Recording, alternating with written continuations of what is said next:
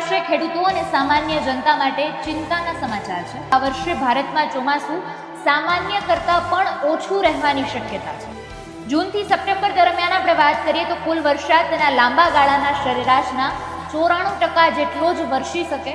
એક તરફ જૂનમાં સારી શરૂઆતની અપેક્ષા છે તો બીજી તરફ જુલાઈના સપ્ટેમ્બર વચ્ચે વરસાદ નબળો પડવાનો અંદાજ છે। શરૂઆતમાં ચોમાસામાં રાહત જોવા મળી શકે તેમ છે, જેની સીધી જ અસર ખેતી, મોંઘવારી અને દેશના અર્થતંત્ર આ ત્રણેય બાબત પર પડશે। ભાવનગર અને વિસનગરમાં ધીમી ધારે વરસાદનું આગમન થયું છે।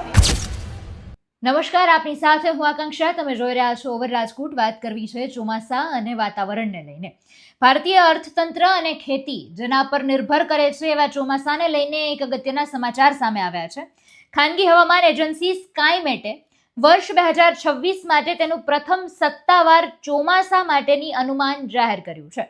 જો કે આ વર્ષે ખેડૂતો અને સામાન્ય જનતા માટે ચિંતાના સમાચાર છે। વરસાદી તસવીર ખૂબ જ ઉજળી અત્યારે કોઈ પણ પ્રકારે દેખાઈ નથી રહી, કારણ કે સ્કાયમેટના રિપોર્ટ અનુસાર આપણે જો વાત કરીએ તો આ વર્ષે ભારતમાં ચોમાસું સામાન્ય કરતાં પણ ઓછું રહેવાની શક્યતા છે।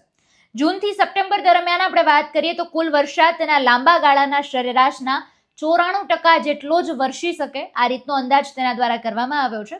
એક તરફ જૂનમાં સારી શરૂઆતની અપેક્ષા છે તો બીજી તરફ જુલાઈના સપ્ટેમ્બર વચ્ચે વરસાદ નબળો પડવાનો અંદાજ છે। સૌથી મોટું કારણ આનું એ અત્યારે સામે આવી રહ્યું છે કે નીનોની સંભવિત વાપસી જે અત્યારે દેખાઈ રહી છે, એટલે કે શરૂઆતમાં ચોમાસામાં રાહત જોવા મળી શકે તેમ છે, જેની સીધી જ અસર ખેતી, મોંઘવારી અને દેશના અર્થતંત્ર આ ત્રણેય બાબત પર પડશે। એટલે આ રિપોર્ટમાં આપણે જો ટૂંકમાં સમજીએ તો એ રીતે વાત કરી શકીએ કે અત્યારે એક તો ચોમાસું છે નહીં ને સતત માવઠાનો માર પડ્યો। હવે જ્યારે ખરેખર વાસ્તવિક ચોમાસાની શરૂઆત થવાની છે તેમાં એ રીતના સમાચાર આવ્યા કે ચોમાસું નબળું આવી શકે તેમ છે, વરસાદ સંભવિત ઓછો પડી શકે તેમ છે। 3 સિસ્ટમ સક્રિય થવાની છે। વીજળીના કડાકા ભડાકા સાથે ગુજરાતમાં વરસાદની આગાહી કરવામાં આવી છે। ભાવનગર અને વિસનગરમાં ધીમી ધારે વરસાદનું આગમન થયું છે।